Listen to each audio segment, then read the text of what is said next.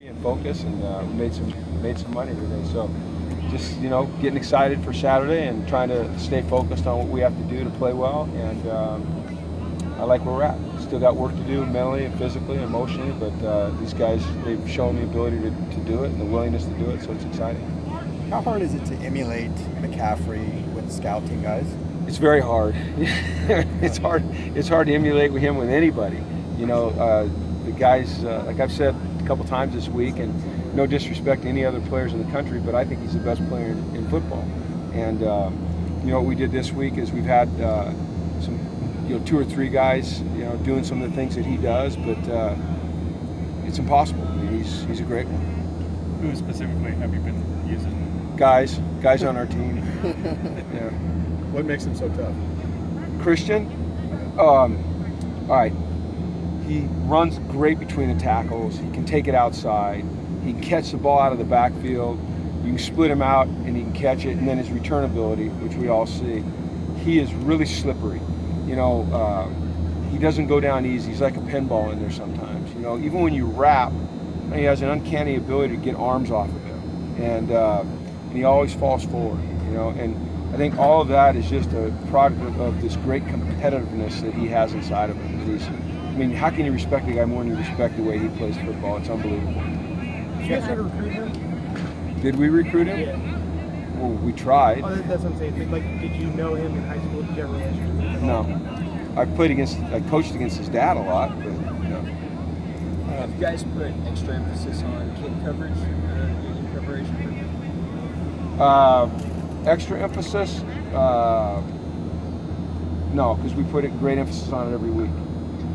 Penalty yardage, you guys have been really good. I think you're almost like half of what you were last year, 46 yards a game. You ranked 33rd in the country. How pleasing is that, the progress you made there? As long as it continues, it's pleasing. It's been an emphasis for us. I felt like the first game we were good, and the third game we were good. The second game we weren't very good. UNLV game, we had way too many. What we have to do is develop a level of consistency. Where those penalties don't crop up. Last week against BYU, 3 penalties on that touchdown drive to get them within, or to make it 17-14. I think. No, that was the first touchdown. It was the first touchdown. I'm sorry, you're right. The first touchdown. We had the hands to the face and the 2 holding. Now, 2 of those were questionable calls, very questionable, but they called them. So we have to make sure that we're not making anything questionable. But I'm pleased, but it's got to continue. On the flip side, the return game for you guys, Ish hasn't really had a long break yet or anything. Is there anything you can kind of pinpoint there? Yeah, it's been one-person breakdowns, kind of. To have a good return game, you got to have a special returner, which I believe we do, and then you got to get them all blocked. You got to get their guys blocked, and we've had some things that look beautiful, and then one guy gets beat, and so it's eliminating that. If only we'd have blocked this guy. Next time I'll get him. Those are the things we're trying to eliminate. Once we can get that taken care of, then we're going to break some. Ish is very, very capable. School starts tomorrow. 5 years in, is there any special thing that you do before then when school starts just to manage their time? Well, we really, school really for these guys starts Monday. Our guys don't have class tomorrow, or if they do, it's a quick class to get their syllabus. Most of the professors on this campus use that day to kind of introductions or introductory stuff. So we've kept this week consistent with what we've been doing the last 3 weeks. Next week we have to adjust. We won't adjust our practice times. We'll adjust our meeting times till later in the day so that they have that big window in the middle of the day to take care of their academics.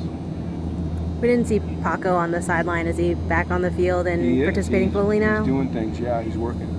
So it's good to have him back out there. He's not 100% yet, but it's good to get him some work, and just see him continue to progress. And Tack was in a red jersey. Where is his percentage of him playing this Saturday? If he's ready to go, he'll play. I think the fact that he had shoulder pads on and he's in a red jersey is a positive, but we'll have to wait till Saturday and just see where he is. But he's making good progress. If you worry that he's going to have to deal with this like the rest of the season because it's kind of the groin? Back. Yeah. I do. Yeah, I do. I think it's a lingering, nagging thing. It's probably going to affect his practice time. But if he stays in shape, which he will, and he stays mentally into it, which he has been, I think he can go out and he can be effective. He's going to have to practice some, but we have to manage it, and that's just one of the things you have to do with him. So we will. I know schemes and tactics are different from team to team, but was it maybe slightly good that you faced BYU heading into Stanford, that they're a little bit similar, potentially? They really aren't. That's the problem, is everyone kind of thinks they are, but they're not. I thought they were, but they're not. I mean, there's a couple things. They're not a true spread offense, obviously. A couple more, power things, but Stanford's just so unique to what you're seeing in college football these days. I mean, they really are. The things that they do, it's real football. It's old-time football. It's smash mouth football. It's NFL style football. The thing that I hope helps us is the fact that we spent so much time in spring and in training camp running our 9-on-7, our inside run drills. The fact that we've changed our offense up a little bit, I would hope would help us a little bit on Saturday. We still have to execute. We still have to get off blocks. We can't get shoved down the field. We have to tackle well in space. We have to get bodies around Christian McCaffrey. We have to take care of this quarterback and cover. But I think that we appear to be better equipped. So that's a positive. Now we have to go make it happen on Saturday. How do you feel about the fact this is your first Pac-12 game? I think the fact that we played a really hard schedule. You go on the road to Texas A&M and you go on the road to BYU. Those things prepare you for games like Saturday. They really do. We haven't played patsy. We played 3 good football teams, and so we are. In my opinion, we're prepared in terms of the intensity level of the game for what we're going to get Saturday. It'll ratchet up. It's Stanford and it is Pac-12, but going to Texas A&M and going to BYU, those are 2 of the toughest places in the country to have to play. And we went in and we played and we competed well, and I think it was great lessons for us. You mentioned the offensive change helping the defense in terms of practicing since it's a little more like Stanford. How much of a factor do you think that is compared to years past? Oh, I think it should be a big factor. We have to make sure it is by executing. But for now, through spring and through fall, we've at least been able to see things that are similar to what Stanford does. Not exactly the same, but nobody's Stanford. They're different. They're unique. That's one of the things that makes them so great. The type of athlete that they have and the type of scheme that they run, it's unique. And so, you're preparing for these spreads, the kind of the BYU hybrid spread, and then all of a sudden you get Stanford and it's different. But because we've been able to see some of that stuff out of our offense, it gives us at least a little bit of a jump, a little bit. How is Rosen's confidence going into Stanford? I think you can ask him. All right, thanks guys. Okay.